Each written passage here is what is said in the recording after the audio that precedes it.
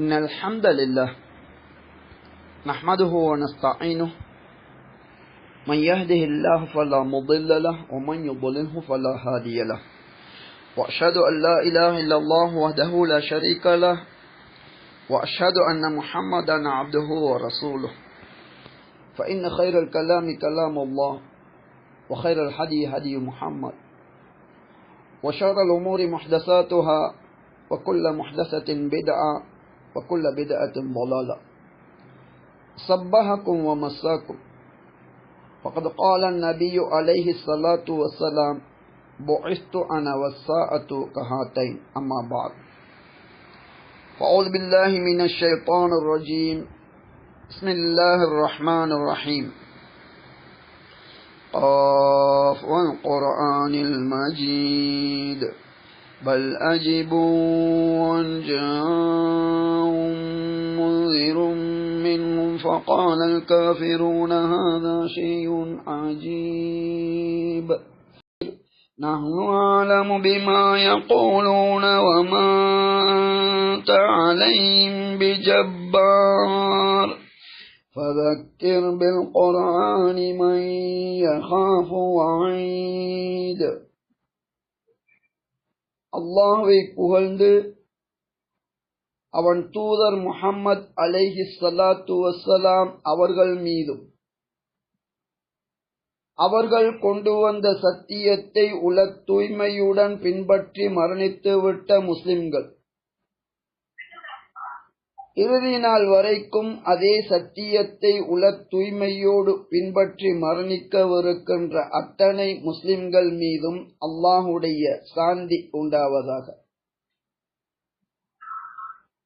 ஒட்டுமொத்த படைப்பினங்களின் ரப்பான அந்த அல்லாஹ்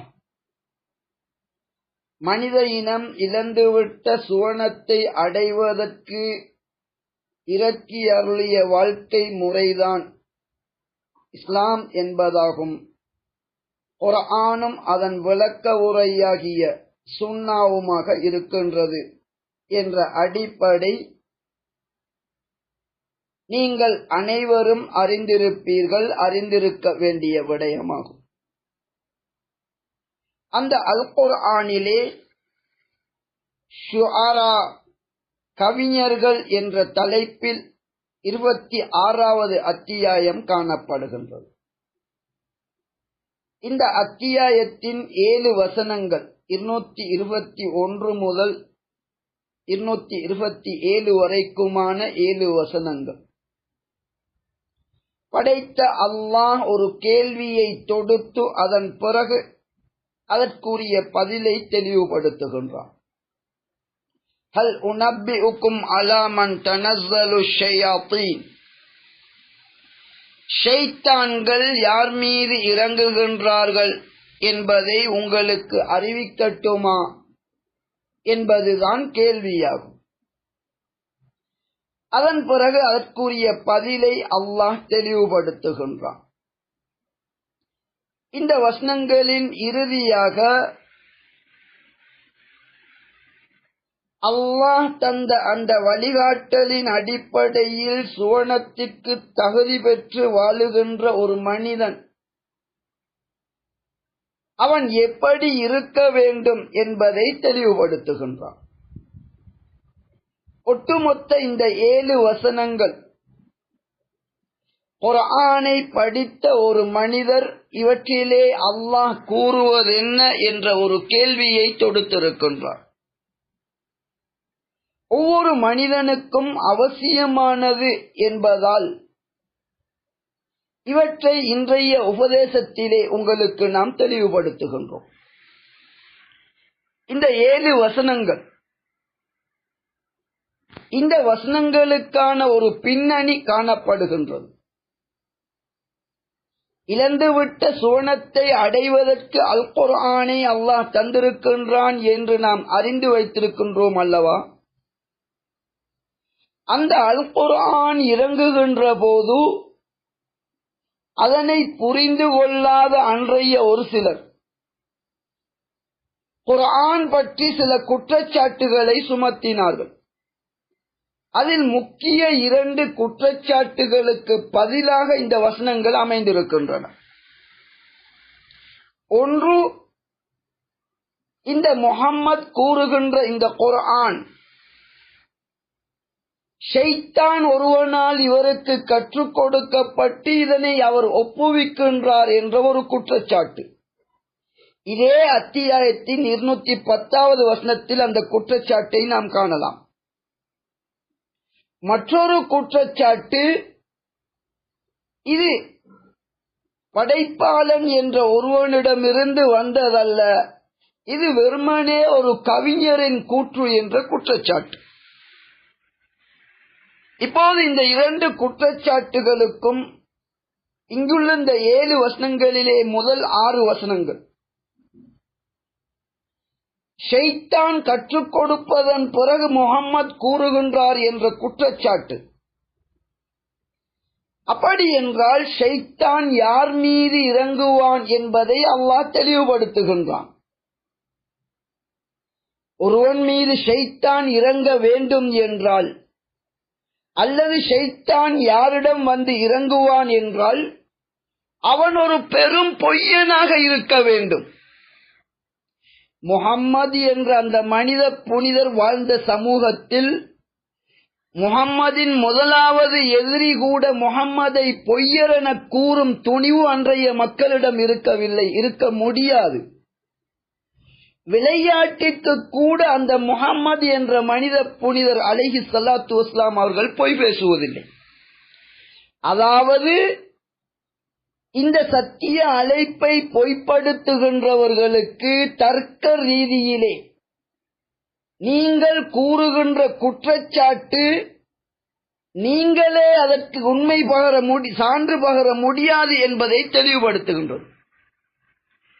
இப்போது அல்லாஹ் ஷைத்தான்கள் யாரில் இறங்குவார்கள் என்பதை தெளிவுபடுத்தட்டுமா? பதிலாக கூறுகின்றான், தனஸ்ஸலு அலா குல்லி அஃபாக்கின் அசீம், இட்டுக்கட்டி பெரும் பொய் கூறுபவன், பெரும் பாவி, இவர்கள் மீதுதான் ஷைத்தான் இறங்குகின்றான் என்று அல்லாஹ் சொல்லுகின்றான்.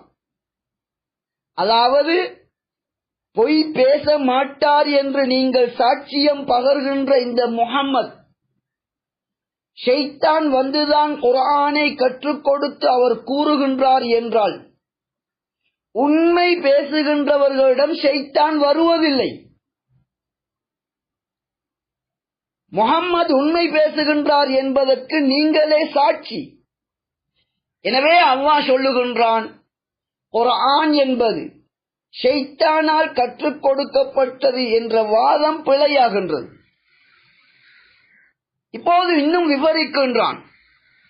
அதாவது அதிகம் பொய் பேசக்கூடியவர்கள், அபாண்டம் சொல்லக்கூடியவர்கள், பெரும் பாவிகள், யுல்கூன ஸம்அ, இவர்களிடம் சொல்லப்படுகின்ற பொய்களுக்கு இவர்கள் காது கொடுப்பார்கள். அக்ஸருஹும் காதிபூன், அதே போன்று இவர்களிலே அதிகமானவர்கள் பொய்யாகவும் இருப்பார்கள் என்று அல்லாஹ் சொல்லுகின்றான். எனவே இந்த வசனங்களின் முதல் 3 வசனங்கள் ஷைத்தானினால் குர்ஆன் கற்றுக் கொடுக்கப்படுகின்றது என்ற வாதத்திற்கு பதிலாக இருக்கின்றது. இது முதலாவது விடயம். அதன் பின்னால் உள்ள 3 வசனங்கள் கவிஞர்களை பற்றி அல்லாஹ் கூறுகின்றான்.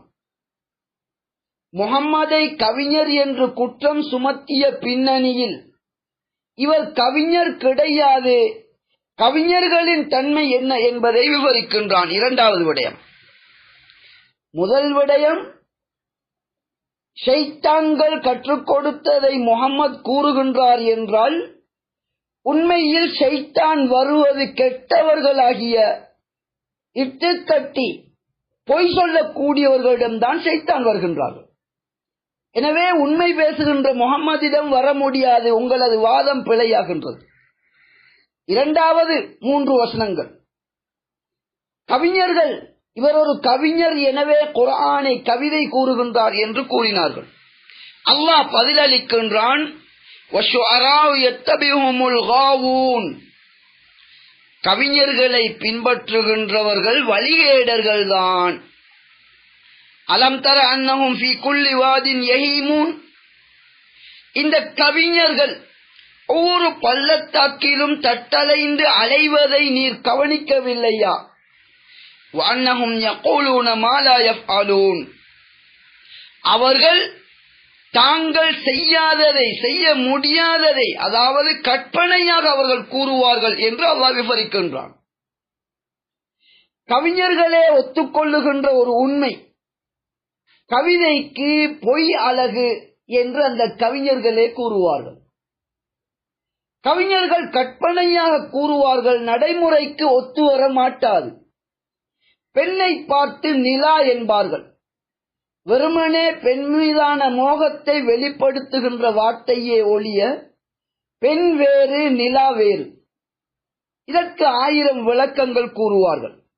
எப்படியோ படைத்த அல்லாஹ் சொல்லுகின்றான், இந்த முஹம்மதை கவிஞர் என்று கூறுகின்றீர்கள், கவிஞரை பின்பற்றுகின்றவர்கள் வழிகேடர்கள் தான் பின்பற்றுவார்கள். அந்த கவிஞர்கள் பள்ளத்தாக்குகளிலே, காடுகளிலே, மலைகளிலே அவர்கள் அலைந்து திரிவார்கள். இந்த முஹம்மது அப்படி திரிவதில்லை. அதே போன்று நடைமுறைக்கு சாத்தியம் இல்லாததை கூறுவார்கள், செய்யாததை கூறுவார்கள். ஆனால் முஹம்மது அப்படி கூறவில்லை. எனவே 2வது குற்றச்சாட்டுக்கும் அல்லாஹ் பதில் கூறுகின்றான். வேறு இடங்களிலே இவர் கவிஞர் அல்ல, இவருக்கு கவிஞராக இருப்பது பொருத்தமும் அல்ல என்பதை உணர்த்துகின்றான். கவிதையை பொறுத்தவரையில் நபி அலைஹி ஸலாத்து வஸ்ஸலாம் அவர்கள் கூறிய ஒரு ஹதீஸ் சஹீஹ் புகாரியிலே இருக்கின்றது. ஒரு மனிதனுடைய உள்ளம் முழுவதும் சலம் என்கின்ற புண்கள் அழுகி அதிலிருந்து வலியக்கூடிய கெட்ட நீர், ஒருவனது உள்ளம் முழுமையாக இந்த நாற்றம் அடிக்கக்கூடிய இந்த கெட்ட நீர் நிறைந்திருப்பது, மற்றொரு மனிதனுடைய உள்ளம் முழுக்க சுவனம் செல்லும் வழிகாட்டலாகிய இந்த குர்ஆன் ஹதீஸை பற்றி அறிவு கிடையாது. முழுமையாக ஒருவன் கவிஞனாக இஸ்லாமிய அறிவு இல்லாத நிலையில் இருக்கின்றான் என்றால் அவனுடைய நிலை முழு உள்ளமும் சலத்தால் நிறைந்திருப்பது அதனை விட சிறந்தது என்று நபி அவர்கள் கூறுகின்றார்கள். எனவே குர்ஆன் என்பது ஒவ்வொரு மனிதரும் கற்றறிந்து பின்பற்ற வேண்டிய படைத்த அல்லாஹ்வுடைய அழைப்பு.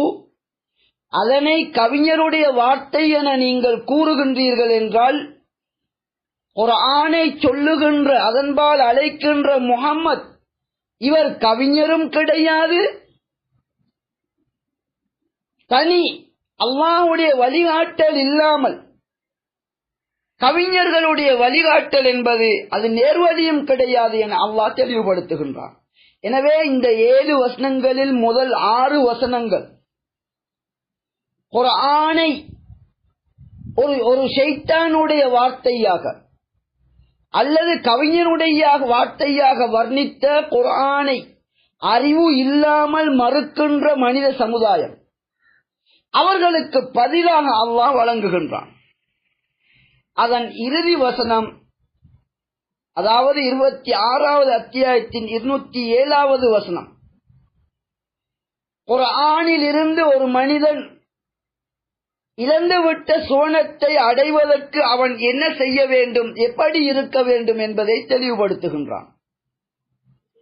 எனவே முதல் பகுதியாகிய குர்ஆனை சில விமர்சனங்களை கொண்டு விமர்சித்தவர்கள் இன்று வரைக்கும் குர்ஆனை மனித இனத்தில் ஒரு சாரார் விமர்சிக்கின்றார்கள், மறுக்கின்றார்கள். அறிவால் உயர்ந்தவர்கள் என அவர்கள் நினைக்கின்றார்கள். ஆனால் அவர்களுடைய நிலை பரிதாபமாக இருக்கின்றது. எந்த அளவு அறிவு குறைந்து காணப்படுகின்றார்கள் என்றால், 1400 ஆண்டுகளுக்கு முன்னர் குர்ஆனிலே பதியப்பட்ட உண்மையை மனித இனத்திலேயே மிக அறிவு கொண்டவர்களாக கருதப்படுகின்ற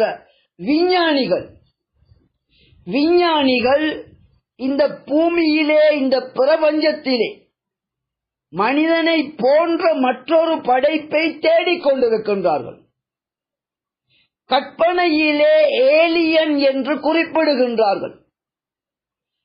வானிலே விண்கலங்களை அனுப்பும் சக்தி பெறும் அளவிற்கு வளர்ந்துவிட்ட விஞ்ஞானம், எனது அறிவின்படி 80க்கு மேற்பட்ட மொழிகளிலே வேற்று கிரகவாசிகள் இருந்தால் அவர்களை தொடர்பு கொள்ளுங்கள் என கூறி அறிவிக்கின்ற ஒரு அறிவிப்புடன் பல வருடங்களாக விண்ணிலே களத்தை ஏவி பாட்டு போன்ற ஒன்றை இவ்வளவு அதிகமான மொழியிலே கேட்கச் செய்கின்றார்கள்.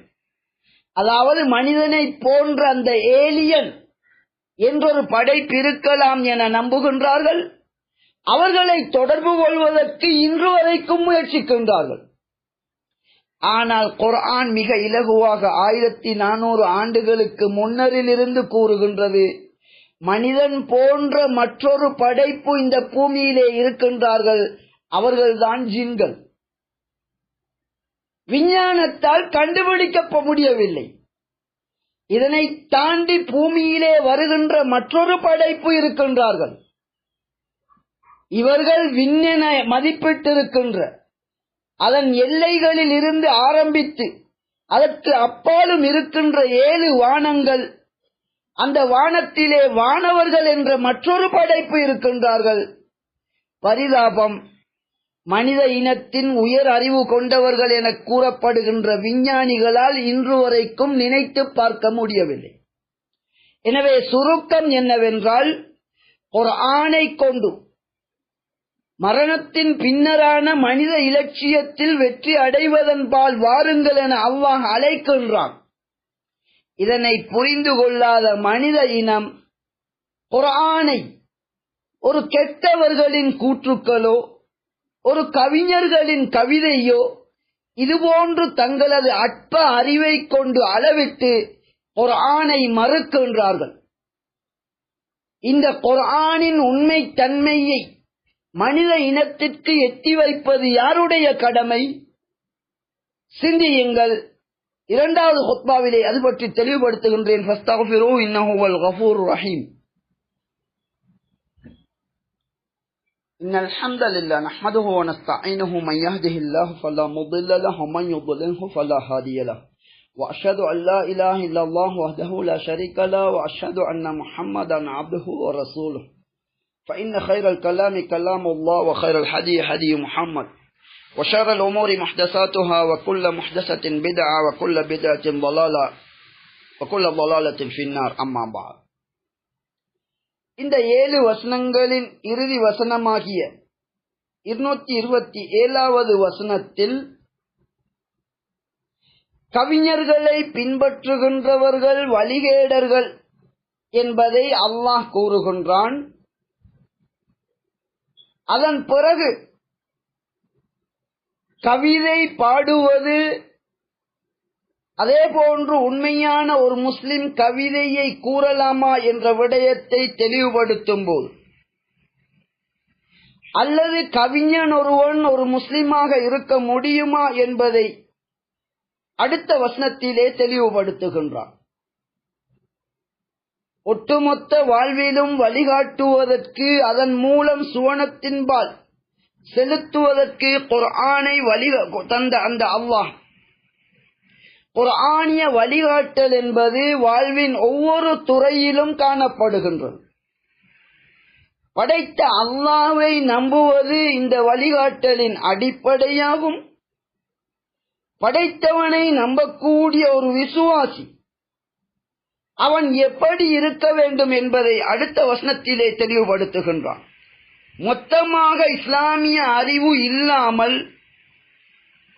உள்ளம் முழுவதும் கவிதை இருக்கும் என்றிருந்தால் அது உள்ளம் முழுவதும் சலத்தினால் நிறைவதை விட மோசமானது என நபி அவர்கள் தெளிவுபடுத்தினார்கள். அதே போன்று கவிஞர்கள் வெறும் கற்பனையிலே பொய்களையும் நடக்க முடியாததையும் கூறுவார்கள். அதே நேரம் ஒரு விசுவாசம் உள்ள ஒரு கவிஞனாக இருந்தால் அதனை கூட இஸ்லாமிய வழியில் அவன் பயன்படுத்துவான். இஸ்லாமிய வரையறைகளோடு அவன் கவிஞனாக இருப்பான். இதனைத்தான் அல்லாஹ் சொல்லுகின்றான். இவ்வாறு கவிஞர்கள் காடுகளிலும் மலைகளிலும் தட்டழிந்து திரிகின்ற அதே நேரம், செய்யாததை சொல்லுகின்ற அதே நேரம், அல்லாஹ்வை நம்பும் விசுவாசிகளாக இருந்தால் அந்த விசுவாசிகள் வஅமிலு ஸாலிஹாத் பொருத்தமான நல்லமல்களை எப்போதும் செய்யக்கூடியவர்களாக இருப்பார்கள். அதாவது இந்த வசனத்தின் முக்கிய கருப்பொருளை தெளிவாக நாம் விளங்கிக் கொள்ள வேண்டும். ஈமான் என்பது வெறும் வார்த்தை மட்டுமானதல்ல. உள்ளத்திலே பதிந்திருக்கின்ற நம்பிக்கை, அதனை வெளிப்படுத்துகின்ற வார்த்தைகள், அதனை உண்மைப்படுத்துகின்ற செயற்பாடு. ஈமான் என்பது ஒரு மனிதனுடைய முழு வாழ்விலும் ஒரு மாற்றத்தை ஏற்படுத்தும். இதனைத்தான் அல்லாஹ் சொல்லுகின்றான். வெறுமனே ஈமான் கொண்டவர்கள் என்று கூறாமல் ஆமனு வஅமிலு ஸாலிஹாத், ஈமான் கொண்டு பொருத்தமான நல்லமல்கள் செய்து வதக்கருல்லாஹ கஸீரா, அல்லாஹ்வை அதிகம் அதிகம் நினைவு கூறுவார்கள்.